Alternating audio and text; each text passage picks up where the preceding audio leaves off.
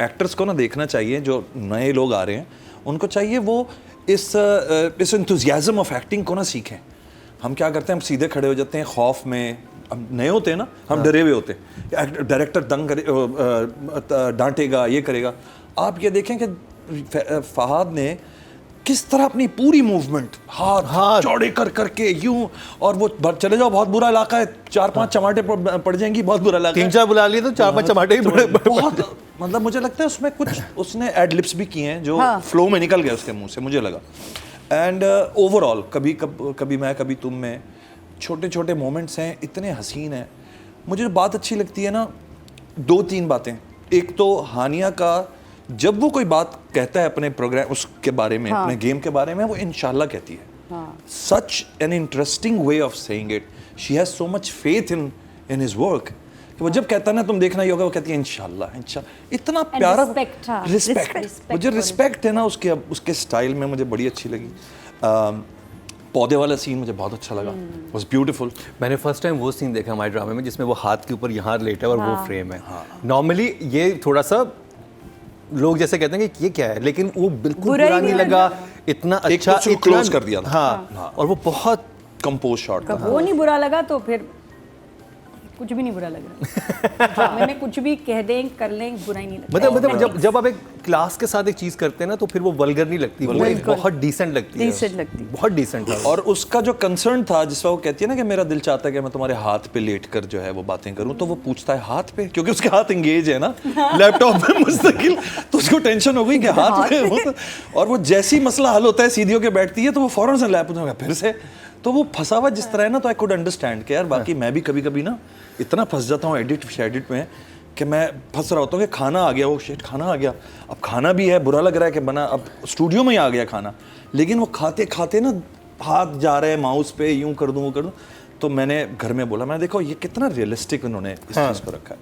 Then I love the way writer ने उसको घर से निकाल के पौधों की तरफ, एक छोटी सी बात थी लेकिन उसने किस तरह पौधे ऐड किए हैं, और एक कपल किस तरह अपनी लाइफ को खुद से ठीक कर सकता है, किस तरह वो खुद उसमें प्यार मोहब्बत का एलिमेंट ऐड कर सकता है।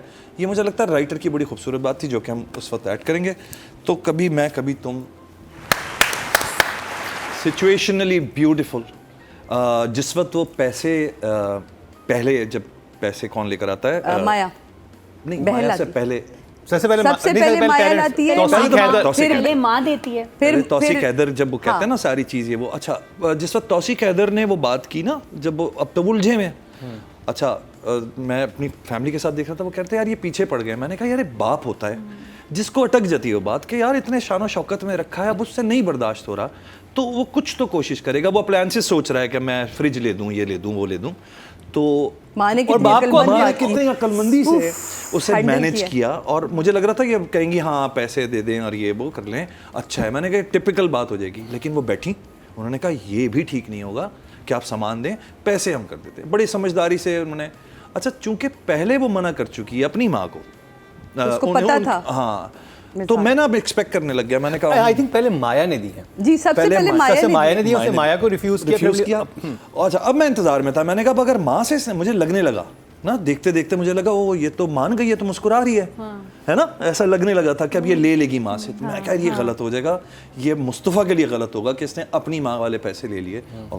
बट सच ब्यूटीफुली उसने रिजेक्ट किए हैं वो पैसे, डिनाई किया उसने, और उसने हाथ उठा लिया कि नहीं अम्मी, मैं जी ने तो खाना नहीं खाती माँ के। हाँ, तमीज कितनी दिखाई तो है, वो जो पावर दिखाई है ना of a couple in love and in faith with each other, मैं कहता हूँ ये है वो मैसेज जिसका सादिया और नादिया दोनों बात कर रहे हैं जी। वो मैसेज जो है ना, वो अंडर द लाइन समझना है कि ये जो पावर है ना, भाई 5 लाख वो दे रहे हैं, चलिए एक रात जमा कर लेते, 6 लाख रुपए देते रहते, अपने आप को इजी कर लेते, जी मेरे पेरेंट्स ने दिए कोई बात नहीं, बट नो, फिर 5 लाख रुपए बोला है। हाँ, उस गड्डी पे मुझे एतराज़ है, इतनी सी गड्डी थी, 5 लाख रुपए की नहीं थी वो थोड़ा सा ज़रा मोटा कर देना चाहिए था उसको। इतनी मोटी गड्डी कम से कम 5 की होती है, 5000 के नोट की भी, वो जो थी ना बहुत पतली सी गड्डी थी।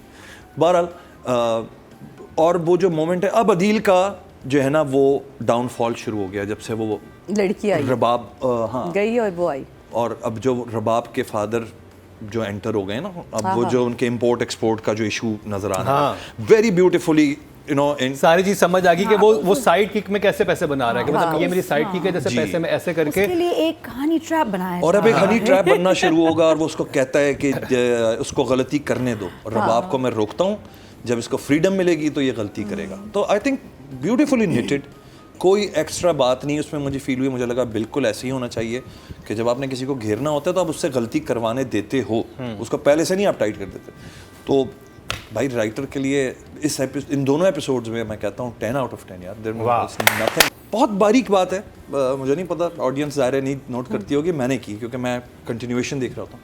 एक बच्चा है साइकिल पे जो ब्लू कपड़े पहन के उसके बराबर से गुजरता है, वो जिस शॉट मिड शॉट में था वो लॉन्ग शॉट में एग्जैक्टली उस पोजीशन से वहीं से गुजरा है। मैं बोला वो ये लोग मिस कर जाते हैं, जो चलने फिरने वाले लोग होते हैं उनको कहीं पोजीशन चेंज हो गई, वो एग्जैक्ट डार्क ब्लू कलर के कपड़े पहन के उधर मुस्तफा बच्चे को यूं भी करते। हाँ तो मुझे लगा ये जो continuation of screenplay. Then जो एतराज़, फिर मैं जेंटलमैन पे जाऊंगा, मुझे एतराज़ था कि इलाका इतना इलाका कर रहे हैं, वो इलाका कहीं नज़र नहीं आता। ये देखे ना इन्होंने, they made sure the geography के भाई क्यों है गंदी वो जगह। पहले एक जगह वो पार्क करता है, फिर वो गुजरता है, फिर वो एक गली बदबू भी आती है उसको एक जगह से, दोनों तरफ से नालियां खुली हुई आप देखें बिल्कुल। तो you see that is how you basically indulge your audience into the geography of the. आप बोलते जाएं गंदी जगह है फलाना डिमा, दिखा कुछ नहीं रहे आप, फायदा 3 दफ़ा आपने उसके साथ भी दिखाया, आपने मुस्तफ़ा के साथ भी दिखाया। माँ बाप जब आते हैं, माँ बाप आते हैं, वो पूरी वो तो मर गया, मुस्तफ़ा है वो तो मर गया, इंतकाल हो गया उनका। तो आई थिंक एक डायरेक्टर की बहुत अच्छी सादिया ने बात की कि जब डायरेक्टर्स अपने असिस्टेंट्स पे नहीं छोड़ते काम और राइटर्स अपने असिस्टेंट्स पे नहीं छोड़ते तो फिर कभी मैं कभी तुम बनती है।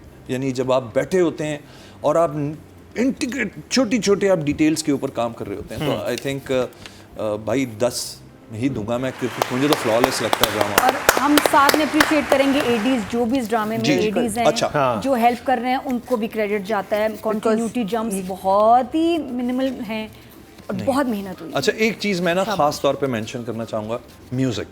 ठीक है, ज़ीशान राजपूत एंड विक्की अकबर, ये मेरे 2 बड़े अच्छे भाई भी हैं और उस दिन उन्होंने आपका शो देखा, तो जब उन्होंने देखा कि मैं और कभी तुम की तारीफ कर रहा था, तो उसने कहा भाई अगर हमारा नाम भी आप लेते हैं तो बड़ा, वो जो उन्होंने पीछे शहनाई टाइप एक बहुत खूबसूरत है और बड़ी कोई चीखम पुकार नहीं है म्यूजिक में, कोई वो खवा वाली चीज़ नहीं आ रही, वो ना कानों में चुभने वाली। तो ज़ीशान एंड विक्की ज़बरदस्त, और 90% ड्रामे पाकिस्तान के इस वक्त ज़ीशान और विक्की कर रहे हैं और अमेजिंग। मतलब हर ड्रामे का म्यूज़िक अलग होता है।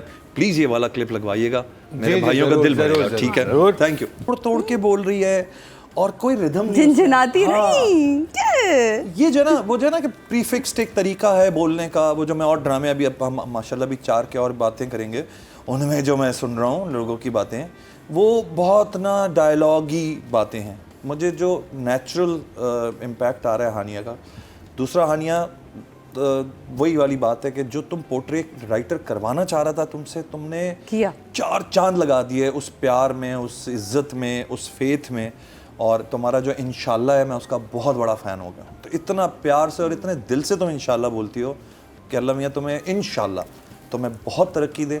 और तुमने मेरे ख्याल में पहला ड्रामा मेरे साथ किया था, मोहसिन साहब वाला, मोहसिन मिर्ज़ा वाला, और वहाँ से मुझे समझ आ गया था कि you will grow into something big, and माशाल्लाह वक्त से पहले यूर देयर।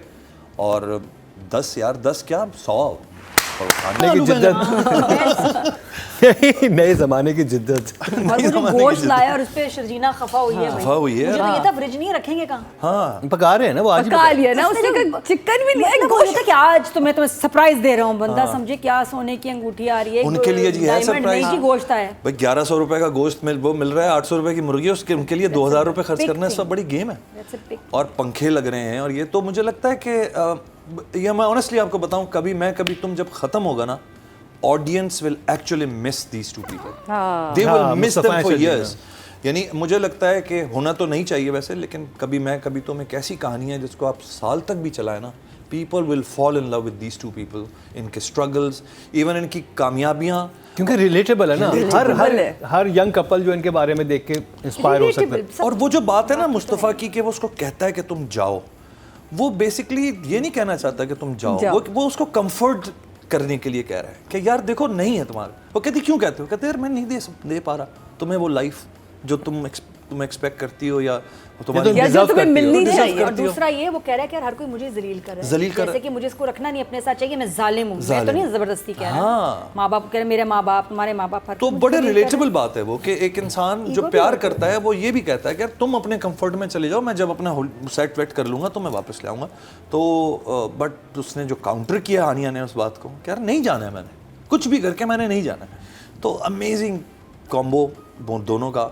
Numbers 10 यार ऑल द वे।